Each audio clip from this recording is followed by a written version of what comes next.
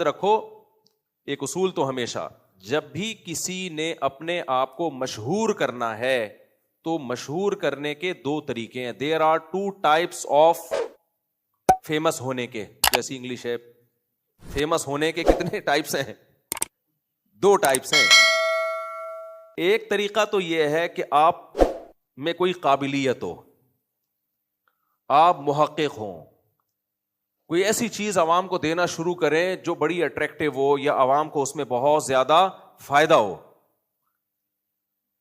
تو یہ طریقہ یہ بہت مشکل ہے، کیونکہ ہر فیلڈ میں پہلے سے ماہرین موجود ہیں. میڈیکل سائنس میں اگر آپ چاہتے ہو میں کوئی ایسی ریسرچ لے کر آؤں جو ہٹو بچوں قسم کی ہو، تو آپ لے آؤ گے؟ نہیں لا سکتے بھائی آپ، کیونکہ آپ سے زیادہ ایکسپرٹ، اگر آپ 30 سال کے ہو تو 60 سال کا ڈاکٹر وہ آپ سے زیادہ ایکسپرٹ ہوگا. اگر آپ پاکستانی ہو تو امریکہ اور یو کے جو ریسرچ سینٹر میں ڈاکٹرز بیٹھے ہیں وہ شاید آپ سے بھی زیادہ ایکسپرٹ ہوں. پھر اگر پاکستان میں ایکسپرٹ ہیں تو وہ آپ سے بھی زیادہ ایکسپرٹ ہوں گے. اس میں آپ کا سب سے زیادہ ایکسپرٹ بن کے اپنے آپ کو مشہور کرنا یہ آسان کام بولو نہیں ہے، بہت مشکل ہے. اگر آپ حکمت میں حکیم ہو، دیسی نسخے جانتے ہو، کلونجی کے یہ فائدے، ادرک کا یہ، فلانے کا یہ، اور خمیرہ گاؤ زبان، اور اطریفل استخدوس، اور اطریفل کشنزی، اور جناب ایک اور ہے یار، اللہ بھلا کرے، وہ پیٹ کے لیے بڑی اچھی ہوتی ہے، جوارش کمونی. میں اس لیے بتا رہا ہوں کہ میں اتنے فارغ نہیں ہے جتنا آپ کو لگتے ہیں. جوارش زرعونی، جوارش کمونی، اور معجون فلسفہ، یہ بڑی زبردست دوائیں ہیں. جوارش زرعونی، جوارش کمونی، معجون فلسفہ، اور اللہ بھلا کرے مثانے کے لیے معجون کندر، جن کو پیشاب بہت زیادہ آتا ہے نا، اور نمبر 5 خمیرہ گاؤ زبان. یہ ویسے جنرل نالج کے لیے، خمیرہ گاؤ زبان، خمیرہ مراویر دل کے لیے، موتیوں والا وہ زیادہ اچھا ہوتا ہے. خیر بہت ساری اس میں ڈیٹیل ہے، یہ بڑے خوشبودار چیزیں ہیں، یہ ویسے ہی کھا لو آپ، کوئی اس کے سائڈ افیکٹ، لیکن حکیم سے پوچھ کے کھانا، کچھ افیکٹ ہو گئے تو مجھے پکڑو گے جا کے. خیر اب حکیموں میں بہت سارے حکیم ہیں، کوئی ایک تو تھوڑی ہیں. اب حکمت میں اگر کوئی چاہتا ہے کہ میں کوئی ایسی چیز مارکیٹ میں لے کر آؤں جو اب تک حکیموں کو کے پاس کوئی ایسا نسخہ لاؤں، تو آسان ہے یہ؟ بھائی تو بھی تو اسی ہمدر یونیورسٹی سے پڑھا ہوگا یا کسی حکیم سے سینہ بسینہ تو نے بیٹھ کے سیکھا ہوگا، تو اکیلا تھوڑی ہے، بہت سارے ہیں بھائی، بہت سارے ہیں. تو اس میں تحقیق کی بیس پہ آگے نکلنا آسان کام نہیں ہے. وہ تو 2-4 لوگ ہی نکل پائیں گے. ہر فیلڈ میں، علم میں بھی ایسا ہی ہے. آپ اپنا دینی علم کا کوئی چینل بناتے ہو اور اس میں آپ مسائل ریکارڈ کروا کے ڈالتے ہو، اب آپ کی کوئی بہت ہی یونک تحقیق ہے جو ایسی چیز ہے جو اب تک مارکیٹ میں کسی کے پاس نہیں ہے، تو سوال پیدا ہوگا کہ بھائی علماء تو بہت ہیں، اتنے مدارس ہیں، اتنے علماء ہیں، 8-8 سال زندگیاں لگا رہے ہیں، ہر مسلک میں ہیں، بریلویوں میں بھی ہیں، اہل حدیث میں بھی ہیں، دیوبندیوں میں بھی ہیں، شیعوں میں بھی ہیں، ہر مسلک میں ہیں، تو کیا لا رہا ہے نہیں مارکیٹ میں بھائی؟ تو یہ بہت مشکل ہوتا ہے. تو مشہور ہونے کا یہ والا طریقہ کیا ہے؟ آسان. اب پرینکر دیکھیں نا آپ، یہ بھی ایک طریقہ ہے مشہور ہونے کا. تو اس میں اب لوگ اتنا آگے جا چکے ہیں، جو کامیڈی میں اتنا آگے جا چکے ہیں کہ اب نیا کوئی کامیڈین آئے اور لوگ کہیں کہ یار ہم اس کو سنیں گے، یہ آسان کام نہیں ہے. اس میں بہت سے لوگ پہلے اس فیلڈ، ہر فیلڈ کی بات کر رہا ہوں، چاہے وہ جائز ہو چاہے وہ ناجائز ہو.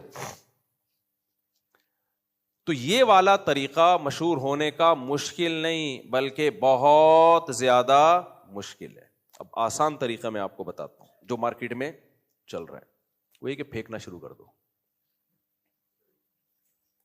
جتنے بڑے پھینکو بنو گے اتنی عزت بھی ہوگی اور اتنے سوسائٹی میں مشہور بھی. اور چیلنج دینا شروع کر دو، اور جب کوئی چیلنج قبول کرے تو بھاگ جاؤ. یہ طریقہ فیمس ہونے کا کیا ہے سب سے زیادہ، کیونکہ عوام کو تو تم چیلنج دے نہیں رہے. عوام کو چیلنج دو گے تو اس کو تو وہ تو بیچاری فارغ ہے. جس فیلڈ میں آپ چیلنج دے رہے ہو وہ چیلنج علماء قبول کریں گے نا، یا ڈاکٹر قبول، اگر میڈیکل سائنس سے متعلق چیلنج ہے تو ڈاکٹر قبول کریں گے، حکیموں سے متعلق چیلنج ہے تو حکیم قبول کریں گے، دین کے علم سے متعلق چیلنج ہے تو کون قبول کریں گے؟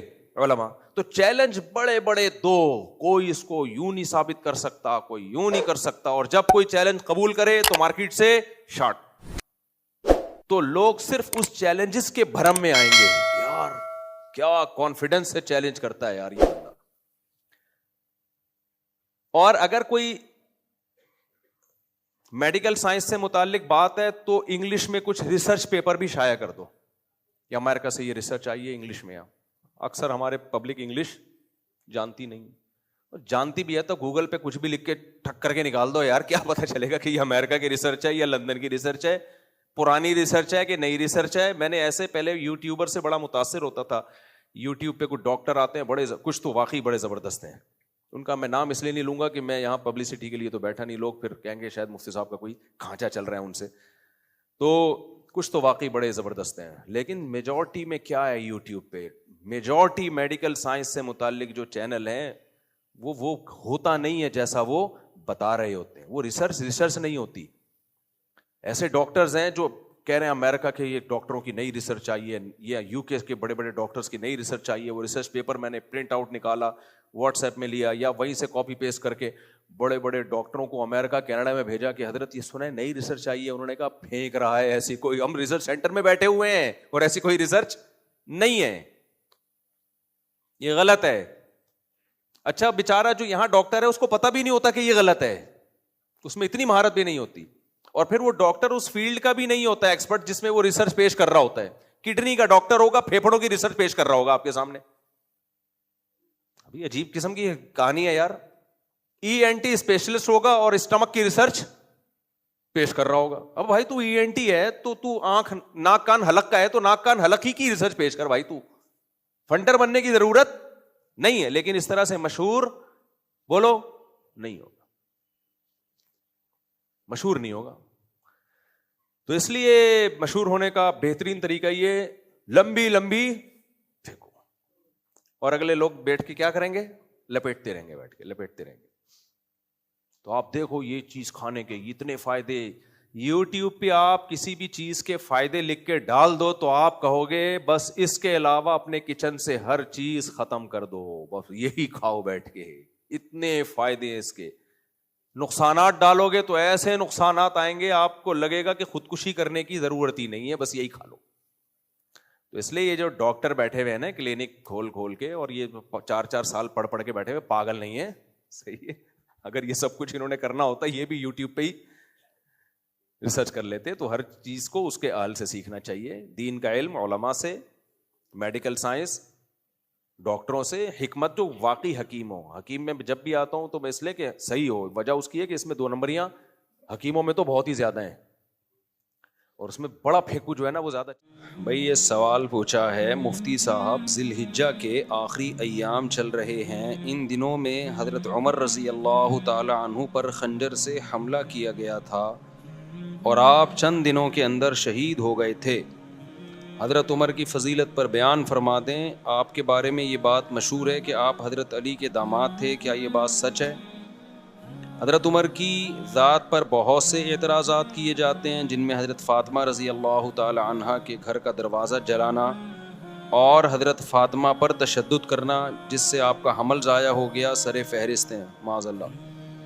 اس کے علاوہ حضرت عمر کے 3 طلاق والے مسئلے پر بھی بہت اعتراضات کیے جاتے ہیں. ایک خاتون ایک چینل پر کہہ رہی تھی کہ عمری قانون نے میری زندگی تباہ کر دی, کیونکہ عمری قانون میں, یعنی عمر والا قانون کو عمری قانون کہہ رہے ہیں, عمری قانون میں طلاق دینا بہت آسان کام ہے. اس کا جواب بھی عنایت فرما دیں. تیسری بات یہ ہے کہ حضرت عمر کی رائے کی تائید میں کئی بار قرآن کی آیات نازل ہوئیں. ناظرین کو ان آیتوں کے بارے میں بھی بتا دیں. سب کچھ تو آپ نے ہی بتا دیا ہے, میرے بتانے کے لیے کچھ چھوڑا ہی نہیں آپ نے. دیکھو یہ جو حضرت فاطمہ پہ ظلم کے واقعات بیان کیے جاتے ہیں کہ حضرت عمر نے یہ کیا, حمل ضائع ہو گیا, یہ ہو گیا, وہ ہو گیا, وغیرہ وغیرہ, ہمیشہ کوشش کیا کرو باطل کے سوالات کا جواب دینے کے بجائے نا الٹا باطل سے سوال پوچھنا شروع کر دیا کرو. جب بھی آپ دفاعی پوزیشن میں اپنے آپ کو رکھو گے نا, سامنے والا بڑے بڑے جرائم کر کے بیٹھا ہوگا, وہ اپنے اوپر بات ہی نہیں آنے دے گا, وہ ہمیشہ آپ پر بوچھاڑ کرتا رہے گا, اور آپ دفاعی پوزیشن میں ایک کا جواب, دوسری بات کا جواب, تیسری بات کا جواب. یہ کبھی بھی طریقہ نہیں ہوتا. میں نے ایک واقعہ سنایا تھا کہ ایک صاحب آئے اور مجھے کہنے لگے کہ علماء دیوبند کے عقائد، آپ کے جو علماء دیوبند کے جو اکابر ہیں نا، ان اکابر کے عقیدے ٹھیک نہیں ہیں، میں آپ سے اس پہ مناظرہ کرنا چاہتا ہوں. مجھے کہنے لگے. میں نے کہا ٹھیک ہے، میں تیار ہوں اس کے لیے، لیکن آپ الزام لگاؤ گے علماء دیوبند کے جو اکابر تھے، جو ہمارے اکابر تھے، ان پہ الزام لگاؤ گے اور میں ان الزامات کا دفاع کروں گا، تو یہ برابری والی بات نہیں ہوئی. برابری والی بات یہ ہوگی کہ آپ ہمارے اکابر پہ الزام لگاؤ گے اور میں آپ کے اکابر پہ الزام لگاؤں گا. آپ نے جیسے میں نے اپنے اکابر کا دفاع کرنا ہے، تو جو میں آپ کے اکابر پہ الزام لگاؤں آپ نے اس کا بھی دفاع کرنا ہے. یہ یک طرفہ بات نہیں ہوگی کہ آپ مجھے تھپڑ مارو اور اپنے منہ کو میں بچاتا رہوں بیٹھ کے. جب آپ کو میرے منہ پہ تھپڑ مارنے کی اجازت ہوگی اور میں بچاؤں گا تو میں بھی آپ کے لگاؤں گا اور آپ اپنا منہ بھی بچائیں گے. سمجھتے ہو کہ نہیں سمجھتے؟ یہ ہمیشہ بحث کا اصول ہے، یہ یاد رکھو. باطل کی کوشش ہوتی ہے آپ پہ چڑھ جائے وہ، اور اپنے آپ کو بالکل پہلے سے ہی محفوظ رکھ لیتا ہے وہ. بات سے بات نکلتی ہے نا. عیسائی آتے ہیں، عیسائی لوگ جو طنز کرتے ہیں، اسلام پہ اعتراض کرتے ہیں، نبی صلی اللہ علیہ وسلم نے اتنی عمر میں 9 سال کی لڑکی سے شادی کی، فلانا، یہ وہ جو ان کے الزامات ہوتے ہیں جہاد اور اسلام تلوار سے، جو 8-10 مشہور اعتراضات ہیں. ٹھیک ہے، علماء اس کا بھی جواب دیتے ہیں، لیکن آپ بھی تو اعتراض کرو. بھائی آپ عیسیٰ کو خدا کا بیٹا کہتے ہو، ایک مخلوق کو خدا کا بیٹا کہہ رہے ہو، یہ زیادہ چھمبے کی بات ہے؟ یا حضرت عائشہ 9 سال میں بالغ ہو گئیں اور پیغمبر سے انہوں نے 50 سال کی عمر میں نکاح کیا اور ہمیشہ خوش زندگی گزاری، وہ اس پر بالکل بھی نادم نہیں تھی، وہ خوش ہیں. وہ آج بھی زندہ ہو کے آ جائیں، آپ ان سے پوچھیں کہ اگر دوبارہ ہم ماضی میں چلے جائیں اور آپ کی 9 سال کی عمر میں رخصتی ہو اور پیغمبر کی 50 سال عمر ہو، وہ کہیں گی دوبارہ میں یہ کام کروں گی. وہ تو اس رشتے پہ اتنا خوش تھیں. تو آپ پہلے اس بات کا جواب دو کہ ایک خدا بھی ہے اور خدا کے بیٹے بھی ہیں عیسیٰ، اور یہ کیسے ممکن ہے؟ تو بجائے اس کے کہ ہم اعتراضات کے جواب دینا اگلے سے، دیکھو یہ میں اس لیے کہہ رہا ہوں کہ اسلام پہ جو اعتراضات ہوتے ہیں یہ اس لیے کرتے ہیں تاکہ ہماری نظر میں اسلام کو مشکوک کر دیں اور ہم اسلام کو چھوڑ دیں. یہی ہوگا نا؟ تو ہم اسلام چھوڑ کے جائیں کہاں؟ جدھر جانا ہے پہلے اس کا برحق ہونا تو ثابت کرو نا. بھائی ایک ڈاکٹر نے آپ کو بتایا یہ بھی نہیں کھانا، یہ بھی نہیں کھانا، اس سے بھی پرہیز، اس سے بھی پرہیز. آپ ڈاکٹر صاحب سے پوچھتے ہو کھانا کیا ہے، پھر ڈاکٹر کہے کچھ بھی نہیں کھانا. تو ڈاکٹر صاحب ایسا تو نہیں ہو سکتا، وہ تو یقینی مروں گا پھر میں بھوکا پیاسا. مجھے پہلے یہ بتاؤ یہ چھوڑنا ہے تو اس کے متبادل میں نے کھانا کیا ہے. وہ ڈاکٹر صحیح ڈاکٹر ہوگا، وہ کہے گا بھائی ٹھنڈا پانی مت پیو مگر گرم پی سکتے ہو، کھچڑی مت کھاؤ مگر روٹی کھا سکتے ہو، یا روٹی مت کھاؤ مگر کھچڑی کھا سکتے ہو. تو اسلام پہ جو لوگ اعتراض کرتے ہیں کہ اسلام میں یہ غلط یہ غلط، فرض کر لو تھوڑی دیر کے لیے مان لیا بھائی اسلام غلط ہے، اب کیا کروں میں؟ اب میرے پاس یا تو عیسائی مذہب ہے یا ہندو ہے یا سکھ بن جاؤں یا میں ملحد ہو جاؤں، خدا ہی کا انکار کر دوں، تمام مذاہب کا انکار کر دوں. اگر اسلام پہ 10 اعتراضات ہوتے ہیں، الحاد پہ 1000 اعتراضات ہوتے ہیں، ہندو مذہب پہ 2000 اعتراضات ہوتے ہیں، عیسائیت پہ 3000 اعتراضات ہوتے ہیں. تو بھائی پہلے مجھے اب جو میں آپ پہ اعتراض کروں گا اس کا جواب دو. میں عیسائیت سے سیٹسفائی ہوں گا، پھر میں عیسائیت اور اسلام کو کمپیئر کروں گا آپس میں. سمجھ میں نہیں آ رہی میرا خیال ہے بات؟ تو کبھی بھی ایسا نہیں ہو سکتا کہ باطل آپ پہ اعتراض کرتے رہے، آپ جواب دیتے رہے. اس میں زندگیاں کھپ جائیں گی آپ کی، کچھ بھی حاصل نہیں ہوگا. وہ کوئی نیا اعتراض نکال کے لے آئے گا، کل وہ کوئی نیا اعتراض نکال کے لے آئے گا. تو بجائے اس کے کہ آپ جو لوگ حضرت عمر پہ اعتراض کرتے ہیں نا کہ حضرت فاطمہ کے ساتھ یہ کیا، حضرت فاطمہ کے ساتھ معاذ اللہ نقل کفر، سیدھا سیدھا ایک جواب دیا کرو کہ حضرت علی رضی اللہ تعالی عنہ اس وقت زندہ تھے یا نہیں تھے؟ سیدہ فاطمہ حضرت علی کی زوجہ تھیں یا نہیں تھیں؟ تو آپ نے یہ حضرت عمر پہ اعتراضات کر رہے ہو، ان کو برا بلا معاذ اللہ کہہ رہے ہو، حضرت علی نے کیوں نہیں کیا یہ کام؟ نہیں یہی بات میرا خیال ہے سمجھ. حضرت علی کیوں خاموش تھے کہ ان کی زوجہ کے ساتھ ظلم ہو رہا ہے، معاذ اللہ ان کی زوجہ کو مارا جا رہا ہے جس سے ان کا حمل ضائع ہو رہا ہے، معاذ اللہ میری بیوی کے ساتھ کوئی ایسا کرے میں خاموش رہوں گا؟ آپ ان کے ہاتھ پہ بیعت بھی ہو رہے ہیں، ان کو خلیفہ بھی مان رہے ہیں، اور حضرت عمر اور حضرت علی کے اتنے اچھے تعلقات کہ حضرت عمر جو کمیٹی بنا رہے ہیں 6 آدمیوں کی کہ میرے بعد کون خلیفہ ہوگا، اس میں سیدنا علی کا نام بھی ڈال رہے ہیں. واہ واہ واہ. حضرت علی کی زوجہ کے ساتھ اور پیغمبر کی صاحبزادی، ان سے بڑا کیا رتبہ ہو سکتا ہے؟ ان کے ساتھ معاذ اللہ ایک شخص اتنا ظلم کر رہا کہ وراثت معاذ اللہ نقل کفر، وراثت نہ دے رہا ان کو، ان کا حمل ضائع کر دیا. اور حضرت علی کے اتنے اچھے تعلقات, حضرت علی سے ایک ضعیف روایت نہیں ملتی کہ حضرت عمر پہ انہوں نے طنز کیا ہو یا ان کو ظالم کہا ہو. اتنے اچھے تعلقات کہ عمر حضرت علی کے لیے کو خلیفہ کے لیے نامزد کر رہے ہیں اور ان کی بیٹی کو نکاح کا پیغام بھیج رہے ہیں. یہ شیعہ کتابوں میں بھی مل جائے گا آپ کو کہ حضرت علی کی بیٹی سے کس کا نکاح ہوا ہے؟ حضرت عمر کا. شروع میں حضرت علی نے نکاح کا پیغام مسترد کر دیا تھا, صرف اس بیس پہ کہ آپ کی عمر زیادہ ہے, اس بیس پہ نہیں کہ آپ ظالم ہیں, آپ نے میری زوجہ کے ساتھ معاذ اللہ اچھا سلوک نہیں کیا, عمر کے ایج ڈفرینس کی وجہ سے. لیکن عربوں میں ایج ڈفرینس کو کچھ زیادہ ویلیو نہیں دی جاتی تھی. بعد میں حضرت عمر سے انہوں نے اپنی بیٹی کا نکاح کیا.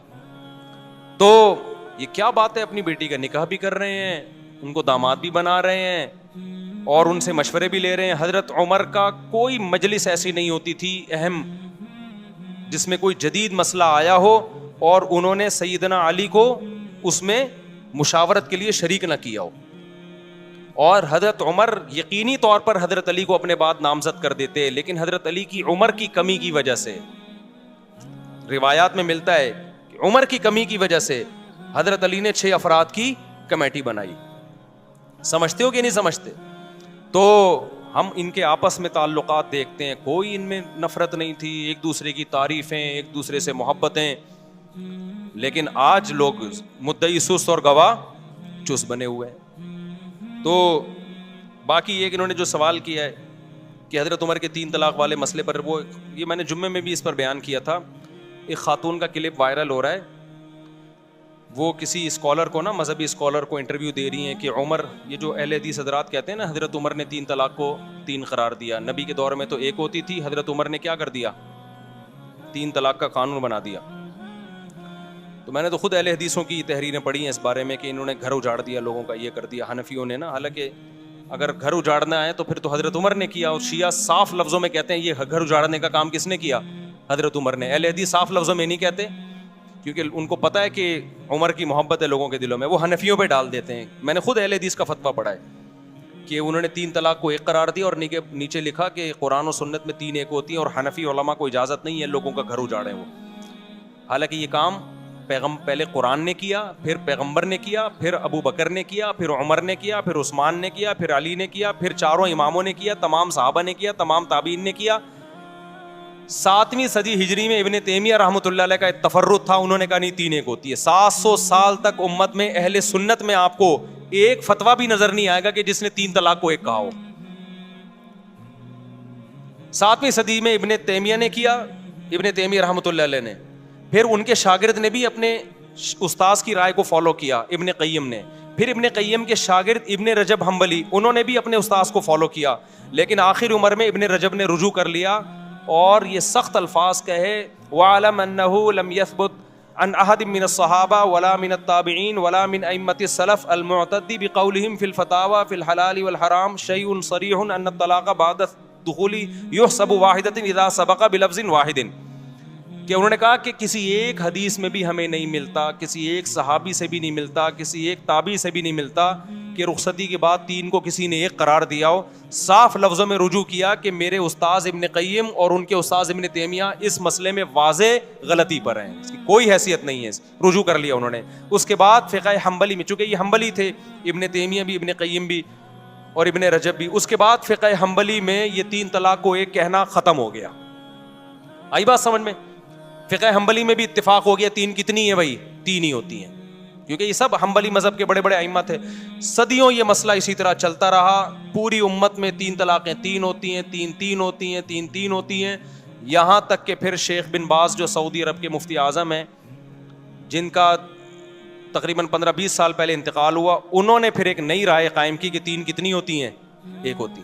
جب انہوں نے رائے قائم کی, ان کے استاذوں نے ان کی مخالفت کی. بن باز سے طلاق کے معاملے میں فتویٰ لینا جائز نہیں ہے. میرے پاس میں نے نیٹ سے پوری عبارتیں نکالی تھیں, ان کے استاذوں نے رد کیا کہ بن باز کا فتویٰ 3 طلاق کے معاملے میں اس سے بیوی حلال نہیں ہوگی, اجماعی مسئلہ ہے. لیکن شیخ بن باز تھے, بڑی حیثیت تھی ان کی, تھے پرہیزگار آدمی وہ, لیکن ایک آدمی کی غلطی کو آپ پوری امت پہ کیسے تھوپ رہے ہو بھائی؟ پھر کیا ہوا, سعودی عرب میں یہ مسئلہ اختلافی بن گیا. پھر جب اختلافی بنا تو پھر ہوا یہ کہ شیخ بن باز کے استاذ اور تمام حنبلی علماء وہ سارے 3 کے 3 ہونے کا فتویٰ دیتے تھے. بن باز کے پاس جب جاتا تو 3 کے 1 ہونے کا فتویٰ. پھر بن باز کے ہی قریبی لوگوں میں سے تھے شیخ صالح العثیمین, اللہ ان کی مغفرت فرمائے, بڑے عالم تھے. انہوں نے بھی بن باز کی رائے لی, 3 کتنی ہوتی ہیں, انہوں نے بھی کہا 1. اب سعودی عرب میں پھڈا ہو گیا. پھر کیا ہوا, 80 کی دہائی یا 90 کی دہائی میں سعودی حکومت نے ایک سرکولر جاری کیا کہ 3 طلاق کے مسئلے پر تمام علماء مل کے بیٹھیں اور دلائل سے اس مسئلے کو نمٹائیں. کوئی یہ فتویٰ دے رہا ہے, کوئی وہ فتویٰ دے رہا ہے. تو پوری بحث ہوئی اس پہ. القرار کے نام سے ایک رسالہ لکھا گیا, اس میں بہت سارے علماء شریک ہوئے, ان علماء کے نام بھی اس رسالے میں. بڑی بحث ہوئی اس میں.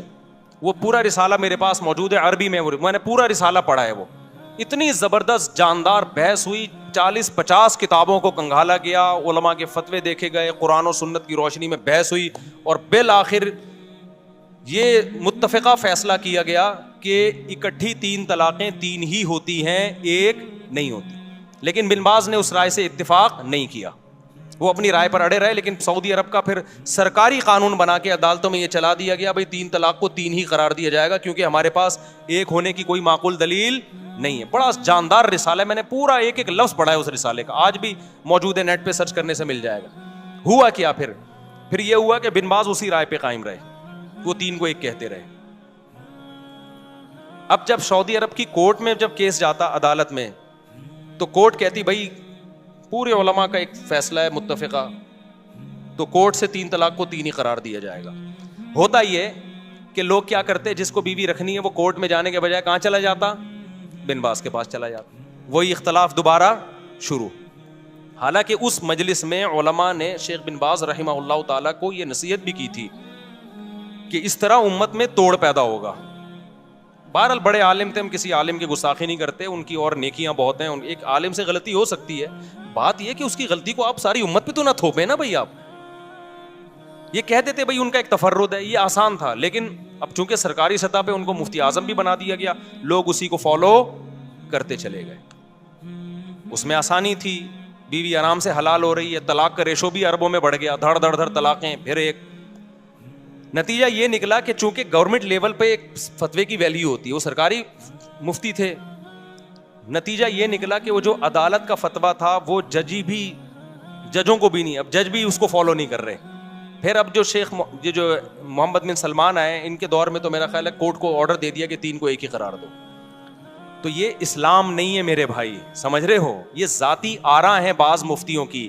اسلام وہ ہے جو قرآن نے بیان کیا, الطلاق مرتان, طلاق 2 مرتبہ ہیں. اس میں قرآن نے نہیں کہا کہ اکٹھی دو یا ایک مہینے کے بعد دو. قرآن کہتا ہے فَإِن طَلَّقَهَا, تیسری دے دی تو فَلَا تَحِلُّ لَهُ مِن بَعْدُ, عورت تیسری کے بعد شوہر کے لیے حلال نہیں ہوگی جب تک دوسرے مرد سے نکاح نہ کر لے. تو یہ عمری قانون نہیں ہے, یہ قرآن کا قانون ہے. بخاری کی حدیث ہے, نبی صلی اللہ علیہ وسلم کی موجودگی میں اویمر اجلانی نے اپنی بیوی کو 3 طلاقیں دی. آپ صلی اللہ علیہ وسلم نے اس کو 3 ہی سمجھا, اس سے نکاح کو ختم سمجھا نبی صلی اللہ علیہ وسلم نے. بخاری کی حدیث ہے. اتنی ساری حدیثیں, میرا اس پر پورا ایک لیکچر موجود ہے, تو یہ کہیں بھی نہیں ہے. تو اس کو یہ کہنا عمری قانون, یہ شیعہ لوگ یہ جسارت کر سکتے ہیں بھائی. اہل سنت اس کو عمری قانون نہیں کہتے. عمر وہ قانون نہیں بنائیں گے جو پیغمبر کے قانون کے خلاف ہو. سمجھتے ہو کہ نہیں سمجھتے؟ یہاں اب وہ خاتون نے یہ کہا میرا گھر اجڑ گیا 3 طلاق کے بعد, میں مجبور ہو گئی ہوں حلالہ کرنے پر. وہ رو رہی ہیں, میں مجبور ہو گئی کس پر؟ دیکھو باطل جب بھی کوئی بات کر رہا ہوگا نا, بیچ میں ایک گڑبڑ کر رہا ہوگا, وہ اسی سے وہ لوگ اس کی اس بات کو نہیں اس طرف جاتے اور رونا دھونا شروع کر دیتے, ہائے بیچاری کے ساتھ ظلم ہو گیا. اسلام نے عورت کو حلالے پر مجبور کیا ہے. قرآن نے جب یہ کہا 3 طلاقیں دینے کے بعد عورت پہلے شوہر سے نکاح نہیں کر سکتی جب تک عدت کے بعد دوسرے مرد سے نکاح نہ کر لے, اس سے ہم بستری نہ ہو جائے اور وہ طلاق نہ دے دے, پھر عدت کے بعد پہلے سے کر سکتی ہے. اسلام, قرآن, حدیث یہ کہہ رہی ہے کہ عورت یہ کر سکتی ہے, یہ نہیں کہہ رہا کہ عورت کو اسلام اس پہ کیا کر رہا ہے, مجبور نہ کرے. بھائی کس نے کہا ہے کہ یہ کام کرے وہ؟ یعنی ایسا ہوتا نا, مرد نے 3 طلاقیں دی ہوتی, پھر ہم جا کے عورت کی کنپٹی پہ بندوق رکھتے, اب تو دوسرے مرد سے نکاح کر, نہیں کرے گی گولی سے اڑا دیں گے ہم, تو یہ دائرہ اسلام سے خارج ہو جائے گی. تو اب تو اس کے ساتھ ریلیشن بھی, فزیکل ریلیشن بھی قائم کر, نہیں کیا ٹھا گولی سے اڑا دیں گے ہم تجھے. اب تو وہاں سے طلاق لے, نہیں طلاق لی ٹھا گولی سے اڑا دیں گے ہم تجھے. اب طلاق لینے کے بعد دوبارہ پہلے مرد سے تجھے نکاح کرنا پڑے گا, نہیں کیا ٹھا ہم گولی سے اڑا دیں گے. پھر عورت روتی بھی اچھی لگتی, ہائے ہائے میرے ساتھ کیا ہو رہا ہے, مجھے مردوں کے سے جو ہے نا ریلیشن قائم کروایا جا رہا ہے. بھائی اسلام نے کہا کہ اس مرد سے آپ کا نکاح اب ختم, اب آپ انجوائے کریں لائف کو, عدت کے بعد کسی اور مرد سے نکاح کریں. آپ آئی بات سمجھ میں, آپ اس مرد کے ساتھ زندگی گزاریں. اگر آپ کو وہ مرد سمجھ میں نہیں آ رہا, آپ کے پاس آپشن ہے, آپ اس سے طلاق مانگ سکتی ہیں. تو یہ بے عزتی کر رہا ہے اسلام یا عزت دے رہا ہے اس کو؟ آپشن ہے آپ کے پاس, ڈیورس مانگنے میں کوئی حرج نہیں ہے. صحابیہ کے ساتھ ایسا ہی ہوا, 3 طلاقیں ہوئی, دوسرے مرد سے انہوں نے نکاح کیا, ان کو وہ مرد سمجھ میں نہیں آیا, نبی کے پاس آئی, میں ان سے طلاق لینا چاہتی ہوں. اس میں کون سی بے عزتی کی بات ہے بھائی؟ پھر اگر وہ طلاق دے دے ٹھیک ہے, نہیں دے تو گزارا کرو اس کے ساتھ, دے دے تو عدت گزر گئی آپ کی, آپ جہاں چاہیں نکاح کریں, اس میں کوئی بے عزتی کی بات ہے؟ تو پرانے والے سے کرنا چاہیں وہاں بھی کر سکتی ہیں, اس میں کوئی بے عزتی کی بات ہے؟ کسی اور مرد سے نکاح کرنا جب بے عزتی نہیں ہے, تو پرانے والا جو اپنے بچوں کا باپ ہے اس سے نکاح کرنا کہاں سے بے عزتی ہو گیا؟ اصل میں اس میں تڑپے گا وہ جس کی بیوی ہے, عذاب میں کون آئے گا؟ مرد. بے عزتی مرد کی ہو رہی ہے, ٹھیک ہے نا, جس نے غصے میں طلاقیں نکال دی اور اب رو رہا ہے. اب اسلام کہہ رہا ہے نا نا نا نا نا, تیری یہ محبوبہ جس کو تو نے غصے میں چھوڑا ہے, اب یہ کسی اور کے نکاح میں جائے گی, اور تو تیرے لیے وہ رات کیا ہوگی, ایسے جیسے آگ کے انگاروں پہ لیٹا ہوا ہے تو, اور آئندہ یہ لفظ زبان سے نکالنے سے پہلے تو 100 دفعہ سوچے گا. عذاب میں تو وہ آئے گا بندہ. دوسری بات یہ, خواتین یہاں یہ کہتی ہیں کہ جب عورت کو طلاق ہو گئی, ٹھیک ہے جی وہ مجبور نہیں ہے کہ حلالہ کرے, وہ مجبور نہیں ہے, لیکن وہ بیچاری جائے گی کہاں؟ اس کا گھر تو اجڑ گیا نا, تو اس لحاظ سے تو وہ مجبور ہی اپنا گھر بسانے کے لیے اس کو یہ پروسیس سے گزرنا پڑے گا. اس کا جواب سمجھیں, وہ اس کا جو گھر اجڑا ہے نا, اور نیا گھر بسنا ممکن نہیں ہے یا مشکل ہے, وہ اسلام کی وجہ سے نہیں, وہ اسلام کو فالو نہ کرنے کی وجہ سے. یہ بار بار میں بتاتا ہوں, کیونکہ صحابہ کے دور میں مرد نے اگر 3 طلاقیں دی اور عورت کا نکاح ختم, تو 20 رشتے اس کے لیے پہلے سے اچھے مردوں کے ہوتے تھے, کیونکہ ایک ایک آدمی 2 3 بیویاں رکھتا تھا. لڑکیاں مارکیٹ سے کیا تھیں, شارٹ تھیں. لوگ انتظار کرتے تھے کسی کی بیوی بیوہ ہو یا طلاق ہو تو میں نکاح کروں اس سے, تو عورت کا گھر اجڑتا ہی نہیں تھا. اب جو گھر اجڑ رہا ہے وہ اسلام کی وجہ سے نہیں, بلکہ ایک بیوی پر جو اکتفا سب نے کر لیا ہے اور خواتین کے لیے رشتے نہیں ہیں, اس کی وجہ سے ان کے لیے مسائل ہو گئے ہیں. تو یہ 3 طلاق کے 3 ہونے کا قصور نہیں ہے, یہ قصور اس کا ہے کہ اچھے مرد مارکیٹ میں کیا ہو گئے ہیں, شارٹ ہو گئے ہیں. اس کو پتا ہے مجھے پہلے والا جیسا ملے گا نہیں آئی میرا خیال ہے بات سمجھ میں. تو یہ عمری قانون نہیں ہے, یہ خدائی قانون ہے. حضرت عمر نے اس کو کیا کیا تھا, نافذ. اور پھر بھی اگر بات سمجھ میں نہ آئے تو میں نے آپ سے ایک بات کہی ہے کہ بجائے باطل کے اعتراضات کا جواب دینے کے, آپ باطل پہ اعتراضات کرنا شروع کر دو. تو میرا باطل سے یہ اعتراض ہے کہ آپ کہتے ہو 3 طلاق کو 3 قرار دے کر عمر نے ظلم کیا. دیکھو 3 طلاق کے بارے میں حدیث کے الفاظ دیکھو, 3 طلاق کے 1 ہونے کے بارے میں جو اہل حدیث پیش کرتے ہیں کہ نبی کے دور میں 3 1 سمجھی جاتی تھی, ابو بکر کے دور میں بھی, عمر نے 3 کو کیا کر دیا 3. ہم کہتے ہیں وہ جو نبی کے دور میں 1 سمجھی جاتی تھی, اس کا مطلب یہ نہیں ہے جو اہل حدیث بیان کر رہے ہیں, اس کا مطلب دوسری حدیث میں آتا ہے کہ زمانے جاہلیت میں 3 کو 1 سمجھا جاتا تھا, اسلام نے اس کو کیا کر دیا, منسوخ. حضرت عمر کے دور میں بہت سے لوگوں کو پتہ ہی نہیں تھا کہ اب 3 1 نہیں ہے, 3 3 ہی ہوں گی. حضرت عمر نے 3 کو 3 نافذ کر دیا. تو بہت سے لوگ سمجھے یہ کام کون کر رہا ہے, عمر کر رہے ہیں. اس کی مثال ایسے ہے جیسے صحیح مسلم ہی کی حدیث ہے کہ نبی کے دور میں ہم متا کیا کرتے تھے, جابر بن عبداللہ کہہ رہے ہیں رضی اللہ عنہ. ابو بکر کے دور میں بھی ہم متا کیا کرتے تھے, عمر نے متا پہ کیا لگا دی, پابندی لگا دی. ہم اس کا جواب کیا دیتے ہیں, بھائی متا تو نبی کے دور میں حرام ہو گیا تھا, ابو بکر کے دور میں بھی حرام تھا, عمر نے جو پابندی لگائی تو وہ جو کام نبی کے دور میں حرام ہو گیا تھا عمر نے اس کو نافذ کر دیا. لیکن نبی کے دور میں جب متا حرام ہوا تو سب کو پتہ نہیں تھا کہ حرام ہے, وہ جائز سمجھ کے کر رہے تھے. ابو بکر کے دور میں بھی کرتے رہے کیونکہ اس خبر پھیلی نہیں تھی اس حرام ہونے کی. حضرت عمر نے لا بنا دی, اب جو متا کرے گا وہی سزا دوں گا جو زانی کو دیتا ہوں میں. اس قانون کی وجہ سے سب کو پتہ چل گیا متا حرام ہے, تو نسبت کس کی طرف کر دی, عمر کی طرف. تو اسی طرح 3 طلاق 3 ہو چکی تھی نبی کے دور میں, پتہ نہیں تھا لوگوں کو. اب سمجھو کہ جو یہ کہتا ہے نا کہ عمر نے ہمارے گھر اجاڑے ہیں, معاذ اللہ 3 طلاق کو 3 قرار دے کے, آپ اس سے اعتراض کیا کرو کہ اگر 3 طلاقیں نبی کے دور میں 1 تھیں اس حدیث کی وجہ سے کہ عمر نے 3 کو 3 قرار دیا ہے, تو متا بھی کس نے حرام قرار دیا؟ پھر عمر نے. لہذا آپ اگر عمر کو نہیں مانتے تو متا جیسی بغیرتی کو بھی آپ کو ماننا بولو پڑے گا. پھر آپ اسی جیسی حدیث کی وجہ سے. اور اگر آپ جواب میں کہتے ہو کہ نہیں متا تو نبی کے دور میں حرام ہو چکا تھا, تو ہم آپ کو یہ بھی دلیلیں دیں گے کہ 3 طلاقیں بھی نبی کے دور میں 3 ہو چکی تھیں. تو اب جو لوگ حضرت عمر پہ اعتراض کر رہے ہیں نا کہ عورتیں کہہ رہی ہیں, اب یہ میں اس خاتون کی طرف آتا ہوں کہ جو کہہ رہی ہیں کہ عمر نے 3 کو 3 قرار دے کے میرا گھر اجاڑ دیا. او بھائی, عمر نے متا کو حرام قرار دے کے آپ کا گھر بچا لیا ہے بہت ساری عورتوں کا, کیونکہ عورت کبھی نہیں چاہتی کہ میرا میاں متا کرتا پھرے. وہ کیا خیال ہے؟ جس عورت کو پتا چلے میرا میاں 20 عورتوں سے متا کر چکا ہے, اس کا گھر بسے گا؟ حضرت عمر نے متا پہ پابندی لگا کے کروڑوں عورتوں کا گھر بچا لیا کہ بیوی کے علاوہ تمہارے پاس کوئی آپشن نہیں ہے. متا پتہ ہے کیا ہوتا ہے جس کو یہ لوگ جائز قرار دیتے ہیں؟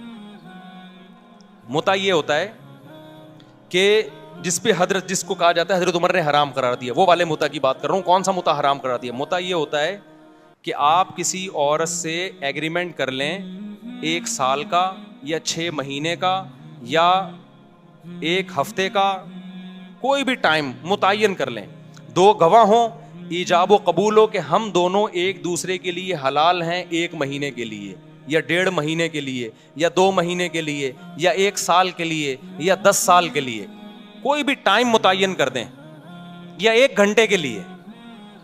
اٹ از کالڈ, بولو نا, متا. ہم یہ کہتے ہیں کہ اس میں اور زنا میں رتی برابر بھی فرق بولو نہیں.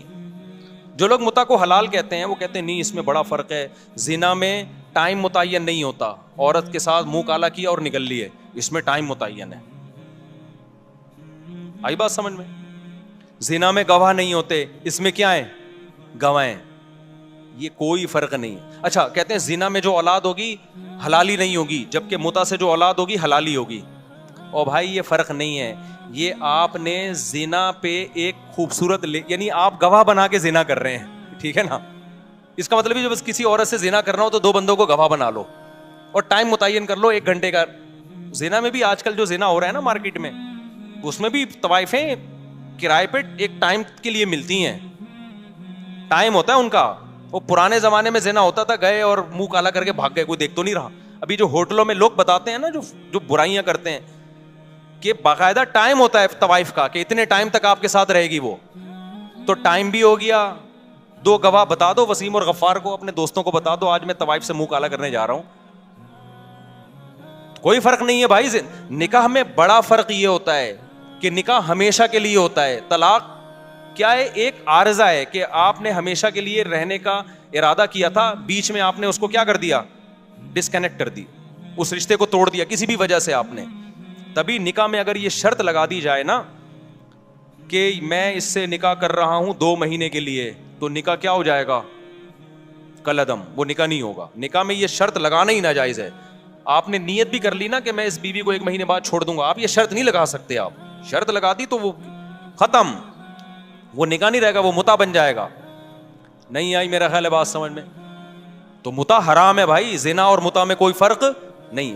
اب آپ مجھے بات بتاؤ, اگر حضرت عمر متا کو حرام نہ کرتے, آج بہت سارے مرد متے کر رہے ہوتے کہ نہیں کر رہے ہوتے؟ ان کے گھر بس جاتے. اور اس پہ حلال زنا میں تو آج جب مرد زنا کرتا ہے نا تو گھر نہیں بستا, بیوی طلاقیں لے کے چلی جاتی ہیں, جبکہ وہ زنا کو برا سمجھ رہا ہوتا ہے, بیوی سے سوری کر رہا ہوتا ہے, بیگم آئندہ نہیں کروں گا, غلطی ہو گئی. متا جس پہ عمر نے پابندی لگا کے عورتوں کے پر بڑا احسان کیا, ان کے گھر بسا لیے, وہ جب متا لوگ کرتے تو پکڑے جاتے تو بیگم سے کہتے بیگم حلال ہے. جیسے میں دوسری شادی کے بعد پکڑا گیا تھا تو میں نے کیا کہا تھا؟ حلال ہے یہ, لیکن شادی تھی نا وہ. تو جو متا کرتے ہوئے پکڑا جائے گا وہ کیا کہے گا؟ بھائی برا تھوڑی ہے, پابندی کس نے لگائی ہے؟ عمر نے. دیکھو صحیح مسلم کی حدیث ہے, نبی کے دور میں بھی ہوتا تھا, ابو بکر کے دور میں بھی ہوتا تھا, پابندی کس نے لگا دی؟ عمر نے. تو بتاؤ عمر عورتوں کا گھر اجاڑ رہا ہے یا بنا رہا ہے؟ عمر نے پابندی لگائی. کیا پابندی لگائی تھی؟ پابندی تو اس پہلے سے لگی ہوئی تھی. عمر نے بولا, حضرت عمر نے, اب جو متا کر کے آیا نا شادی شدہ کرے گا پتھروں سے مار کے رجم کروں گا, کیونکہ لوگ کہتے تھے یہ زنا نہیں ہے. حضرت عمر نے کہا ایسی کوئی دلیل نہیں سنوں گا میں. نہیں یہ بات میرا خیال ہے سمجھ میں. انہوں نے بولا کہ رجم کروں گا, پتھروں سے ماروں گا میں. یہ ایک دلیل نہیں ہے کہ جی یہ گود گواہوں کی موجودگی میں ایجاب و قبول ہو رہا ہے. تو جو لوگ کہتے ہیں کہ متع حلال ہے, تو انہوں نے عورتوں کا گھر کیا کر دیا, تباہ کر دیا. 3 طلاقوں کو جو 3 کہتے ہیں, چند عورتوں کا گھر تباہ ہوتا ہے, لیکن بے شمار عورتوں کا گھر بس جاتا ہے. مرد کو جب پتہ چلتا ہے نا 3 لفظ زبان سے نکالے تو دوبارہ نہیں مل سکتی مجھے, یہ وہ کروڑ دفعہ سوچتا ہے زبان سے نکالتے ہوئے, بہت دفعہ سوچتا ہے, عبرت ہو جاتی ہے اس کو, لہذا اس سے گھر بستا ہے, ٹوٹتا نہیں ہے. چند کا تو ٹوٹتا ہے, لیکن چند کی وجہ سے لاکھوں کا بس جاتا ہے. اور جنہوں نے متع کو حلال کر دیا, تو خود عورت سوچے اپنے سینے پہ پتھر رکھ کے کہ آپ کا میاں ایک کام جائز سمجھ کے منہ کالا کر رہا ہو, آج اس عورت سے متع کیا. کیونکہ جب متع جو لوگ حلال کہتے ہیں پھر ان کی کوئی لمٹ تھوڑی ہے کہ 20 سے حلال ہے 21ویں سے حرام ہے. کہتے ہیں سب حلال ہے, بس حلال ہے, جتنا بچاؤ متع کرو. سمجھ میں نہیں آ رہی بات. اور جو لوگ متع کو حلال کہنے کے دلائل دیتے ہیں, میں ان سے ایک سوال پوچھتا ہوں کہ پھر آپ یہ کام چھپ کے کیوں کرتے ہو؟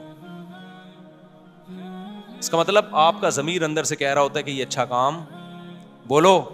نکاح چھپ کے کیا جاتا ہے, کھلے عام. کچھ لوگ چھپ کے دوسری شادی اس لیے کر رہے ہوتے ہیں کہ پٹنے کا خوف ہوتا ہے. وہ چھپن ایک الگ چیز ہوتی ہے کہ پٹیں گے سسرال سے, سسرال نہ ہوتا تو وہ بھی بتا کے کر رہے ہوتے, لیکن شرمندگی کی وجہ سے نہیں چھپ رہے ہوتے, سائڈ افیکٹ کی وجہ سے چھپ رہے ہوتے ہیں. اور چند دن چھپتے ہیں, اس کے بعد بتا دیتے ہیں وہ بھی. لیکن متع کبھی بھی کوئی اوپنلی نہیں کرتا کہ حضرات ایک اعلان سماعت فرمائیے, جمعے کو میرا متع ہے, آپ لوگ تشریف لائیے گا, میں متع کر رہا ہوں اس سے. اور خاتون کہہ رہی ہوں کہ میں بھی متع کر رہی ہوں اس سے. بہت ہی کوئی غیرت لیس ہوگا تو یہ کام کرے گا. نکاح میں لوگ اپنی بیٹیوں کے لیے رشتے تلاش کر رہے ہوتے ہیں, مولوی صاحب سے دعائیں منگوا رہے ہوتے ہیں, مولوی صاحب میری بچی جوان ہو گئی ہے, کوئی اچھا ڈھنگ کا داماد مل جائے, نکاح کرنا چاہتا ہوں. چھپ کے نہیں کرتے, کھلے عام بتاتے ہیں. متع میں کوئی بتائے گا میری بیٹی متع کرنا چاہتی ہے, کوئی اچھا متع کرنے والا ہو؟ تو اگر عمر نہ ہوتے, حضرت عمر نے نا گورنمنٹ لا بنا کے پابندی لگائی, عمر نہ ہوتے تو متع کے بارے میں مسلمان کنفیوژن میں ہوتے, لوگ بہت سارے اس کو حلال سمجھنا شروع کرے. عمر نے غیرت والا کام کیا, انہوں نے بولا اب جو متع کر کے آئے گا ایسی کی تیسی کر دوں گا میں اس کی. تو یہ عمر کا ہم پر کیا ہے احسان ہے کہ ہمارے گھروں کو بچایا عمر نے. ایک زنا پہ ہمیں حلال کا لیبل لگانے سے عمر نے بچا لیا. سمجھتا ہے نہیں سمجھتا. باقی جو غصے میں 3 طلاقیں دے کے ان کے گھر اجڑتے ہیں, بھائی غصے میں کنٹرول کرو اپنے آپ. بلکہ عمر نے ہم پر احسان کیا کہ ہمیں غصے میں اپنی زبان پہ کنٹرول کرنا سکھا دیا, ورنہ دھڑا دھڑ دیتے رہتے, طلاق کو کھیل بناتے رہتے. آج بہت سے لوگ ہیں جب بات آتی ہے بیگم کو طلاق نکالتے ہیں, طلاق نکالتے ہیں. عورت کو اس سے تکلیف ہوتی ہے, ہم سب کچھ کر لیتے ہیں بھائی, طلاق نکالتے ہیں, ہم خود کانپنے لگتے ہیں, بے بھائی یہ تو تیر ہے, کمان سے نکل گیا تو واپس نہیں آئے گا. کتنے کیسز لوگوں کے میرے پاس آتے ہیں. ہمارے محلے میں ایک صاحب تھے, لڑتے تھے نا بیوی سے, روزانہ لڑائی. پھر ان کو غصہ آتا, طلاق دوں گا, کانپتے تھے یوں کر کے, کہتے میں تو دے دوں گا ہی 10 سال سے کہتے رہے, نکالی نہیں. ان کو پتا تھا بھائی نکل گئی تو بیگم